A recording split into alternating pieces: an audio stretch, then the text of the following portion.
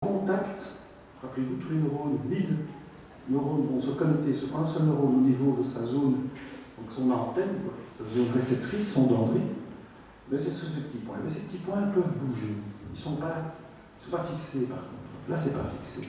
Donc, en fonction de l'expérience, de la récurrence de l'expérience et du mode d'enrichissement de l'environnement dans lequel vous évoluez, vous allez avoir davantage de ces petits points, de ces contacts synaptiques, une plus grande richesse de connectique au niveau de la synapse.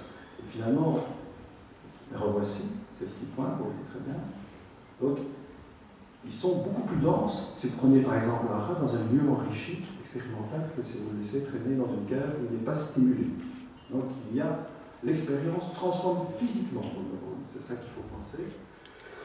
Et donc, on en revient à ce petit doigt ici, ben ça c'est la synapse. En fait, Dieu, finalement, crée l'homme. En vérité, c'est le cerveau qui nous fait, et il nous fait parce que vous avez justement cette modularité, cette aptitude au changement qui est située au niveau de la science. C'est une libre interprétation, il me plaît bien. Donc voici cette synapse. Vous avez le bouton, ce qu'on appelle présynaptique, le bouton postsynaptique. Et comment vos contacts s'effectuent entre les deux par des molécules chimiques qui passent d'un côté à l'autre. Et donc, l'électricité ici arrive, le courant, le potentiel d'action, et il est transmis ici. Après, donc, il y a eu qu'on appelle ces neurotransmetteurs qui ont été ainsi capturés par des récepteurs dans la partie postsynaptique qui est ici. C'est une synapse microscopie électronique, et ici, 10 à 40 nanomètres. Alors ça, c'est vraiment 10,9 mètres, c'est très très fin, donc c'est pas grand-chose. Et c'est un espace quand même qui existe. Alors voici, pour vous l'illustrer, bon, vous avez un potentiel d'action, vous avez des vésicules synaptiques, ces vésicules synaptiques libèrent des médiateurs qui occupent des récepteurs postsynaptiques et vont transmettre ainsi le potentiel. Alors, je dis que c'est ceci qui va bouger. C'est un peu plus complexe et je vais essayer d'aller donc assez vite. Donc au niveau de cette synapse et du versant postsynaptique, vous avez des canaux récepteurs qui vont laisser passer des ions et produire donc le saut du potentiel d'action qui s'interrompait par l'espace synaptique. Ce qu'on appelle donc un potentiel postsynaptique excitateur. Vous en avez des inhibiteurs aussi. C'est le glutamate, essentiellement, qui est l'excitateur dans ce cas-ci. Et ce que Daniel M. disait déjà en 1949, c'est que neurones that fire together, wire together, donc c'est les neurones qui sont en connexion, qui vont se construire. Donc ils se construisent, simplement, les connexions se sont établies entre eux. Et ça a été donc étudié, et ça c'est vraiment une des propriétés émergentes du cerveau. Qu'est-ce que c'est qu'une propriété émergente ? Eh bien, vous avez une molécule d'eau, ça ne fait pas de l'eau. Vous avez beaucoup de molécules d'eau, ça fait de l'eau. C'est-à-dire que l'eau, c'est quoi ? C'est l'interaction entre les molécules. C'est les ponts hydrogènes, c'est le schéma de cristallisation lorsque vous arrivez à 0 degré, la densité de l'eau, enfin toutes ces propriétés, la cohésion, ne sont pas le fait d'une molécule d'eau, elles sont le fait de toutes les molécules d'eau ensemble. Une société ne peut pas se faire avec un seul individu, vous avez compris, c'est la même chose pour les neurones. Et donc ici, l'ensemble fait plus que la somme des parties, et c'est surtout la plasticité dont je voulais vous parler. Je vais aller vite, mais vous allez voir, je vais tâcher d'être simple. C'est bon ? D'être simple. Je vais vous parler rapidement du conditionnement Pavlov, que je pense que vous connaissez. Donc, Pavlov a observé que quand on traînait son chien... Juste, Alain, prends ton temps, je m'adapte. Donc, Pavlov avait remarqué que quand on prenait un chien, dans son laboratoire, le chien, quand il arrivait dans le labo, il salivait. Alors, il a eu l'idée ensuite, on avait bien observé qu'à la présentation de la nourriture, le chien salive. Donc, il a eu l'idée de présenter un stimuli concomitant à la présentation de la nourriture. Enfin, concomitant, pas tout à fait, juste un peu avant. Donc, il faisait sonner une cloche, et donc l'animal recevait la nourriture, on faisait plusieurs sessions, et à la fin des temps, on ne faisait sonner que la cloche, et l'animal salivait, donc, en l'absence de présence de nourriture. Donc, ça s'appelle le conditionnement pavlovien, donc il faut que le stimuli conditionnel précède le stimuli inconditionnel. Donc c'est ce qui est représenté ici. Donc je fais sonner une cloche, il ne se passe rien. présente la nourriture, le chien bien sûr s'abreuve. J'associe les deux stimuli ensemble, je fais sonner la cloche, je présente la nourriture, le chien salive, je ne fais plus que sonner la cloche, voilà, vous avez été conditionné, le chien a été conditionné. Alors c'est donc un apprentissage associatif, essentiellement temporel. Le stimuli neutre conditionnel, donc la cloche, le son de la cloche doit précéder le stimuli inconditionnel, donc par exemple la présentation d'une nourriture qui fait saliver. Après appariement, la simple présentation du stimuli neutre, donc la cloche, provoque la réponse. Bien que ceci se passe au niveau de la synapse, cet apprentissage. Et ça peut être étudié, entre autres, sur un animal très primitif, un escargot-nomère qu'on appelle l'aplysie. Cette aplysie est intéressante comme modèle parce qu'elle possède un certain nombre de neurones et ces neurones sont très très gros. On les voit presque à l'œil nu, puisqu'ils ont environ 1 à 2 mm et ils sont rassemblés dans ce qu'on appelle des ganglions, des groupes de neurones qui sont ensemble. Ça permet ainsi de mettre des électrodes et d'enregistrer des courants et également de les identifier, donc d'injecter de la biocytine, des colorants, par exemple ici le neurone vert, donc ça c'est un neurone présynaptique, et ici vous avez donc cette synapse sur le neurone moteur qui est en rouge, un vert et un rouge, tel que vous voyez là. Donc on peut les stimuler et les enregistrer, ces neurones. Alors qu'est-ce qu'on s'aperçoit? C'est qu'on a un circuit assez simple.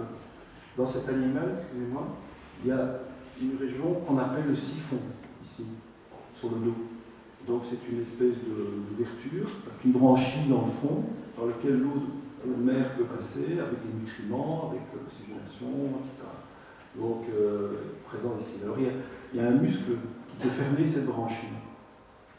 Donc quand vous stimulez ce qu'on appelle ce siphon, ça se ferme. Donc si vous stimulez doucement, ça se ferme. Et donc, l'expérience consiste à faire ceci, c'est-à-dire à stimuler ici le siphon, gentiment, le stimulus conditionnel, avec le neurone sensoriel qui établit une synapse sur le neurone moteur, et vous aurez une réponse, donc contraction du muscle. Le stimulus inconditionnel, c'est par exemple de donner un petit choc électrique au niveau de la tête ou de la queue de l'animal. Quand vous faites ça, vous avez ce circuit-ci. Vous avez un neurone pour le siphon, la branchie, si vous préférez. Le neurone de la tête qui va recevoir donc un stimulus inconditionnel, qui va de toute façon donner une réponse importante. Et si on stimule donc ce siphon, représenté ici, on a une réponse de rétraction de cette branchie faible. Okay, on fait comme ça, le moteur, tac. Si on stimule avec, de manière douloureuse, au niveau de la tête, c'est le stimulus inconditionnel, on a une réponse forte. Si on associe les deux,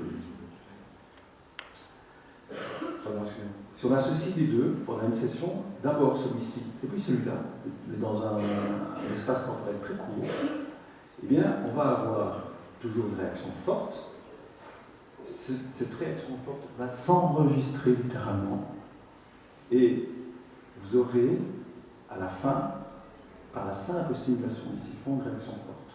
Vous avez conditionné donc ce neurone. Alors comment ça s'opère? Ça c'est vraiment plutôt biochimique. Au niveau des synapses, vous avez la stimulation du siphon ici, et vous avez ce neurone sensoriel, qui libère un médiateur dans la synapse qu'on appelle le calcium. Et ce calcium réside à l'exocytose, à la libération des neuromédiateurs qui sont dans les vésicules synaptiques. Il faut qu'il y ait du calcium pour que ça soit exocytosé, c'est-à-dire qu'on puisse émettre le message du présynaptique vers le postsynaptique, du compartiment postsynaptique. Donc, vous avez du calcium. Si maintenant vous associez un choc électrique, vous allez activer un interneurone qui vient sur la synapse ici. Quelle est la différence avec le cas précédent? Vous avez mis un deuxième médiateur. Tant pis pour le nom, ça s'appelle la MP cyclique. Donc c'est un autre médiateur qui va transformer biochimiquement cette synapse. Et la présence des deux, il va y avoir une contiguïté temporelle. Il faut que les deux soient présents. Et par des protéines particulières présentes dans cette synapse, entre autres la calmoduline, vous allez produire plus d'AMP cyclique quand il y a déjà du calcium. C'est ça.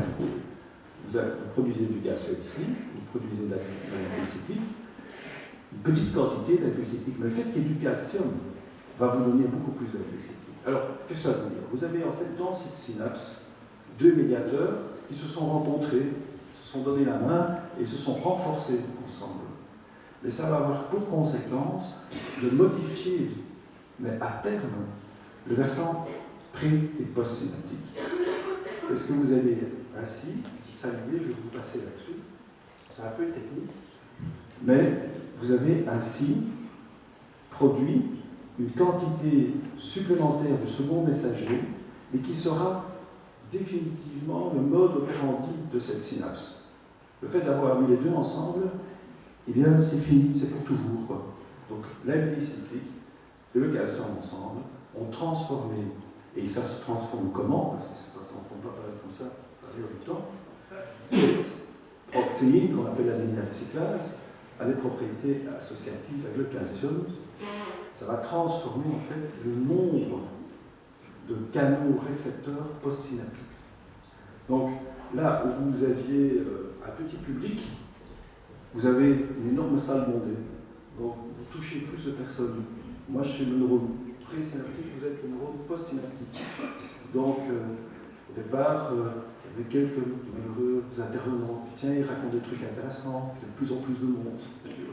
Et c'est un peu ça qui s'est passé. Mais vous restez assis là pour toujours. Quoi. Vous ne bougez plus, vous restez dans la pièce. Vous avez potencié, mais vous avez modifié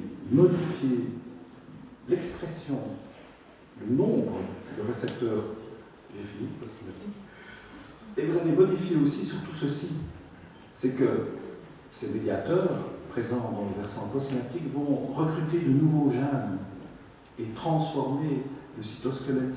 Et en fait, on en arrive à ça, vous allez avoir une arborisation de plus en plus dense en boutons synaptiques, tel que je vous l'indiquais tantôt. Et donc, c'est ça la mémoire. Parce que ce que je vous raconte ici sur le petit escargot de mer, eh bien, c'est la même chose qu'on peut observer dans la structure du cerveau pour la mémoire, qu'on appelle l'hippocampe. Et là, il y a un protocole particulier, je ne vais pas rentrer là-dedans, ce qu'on appelle la LTP. Eh bien, vous potenciez certains neurones et vous avez une trace de vos apprentissages.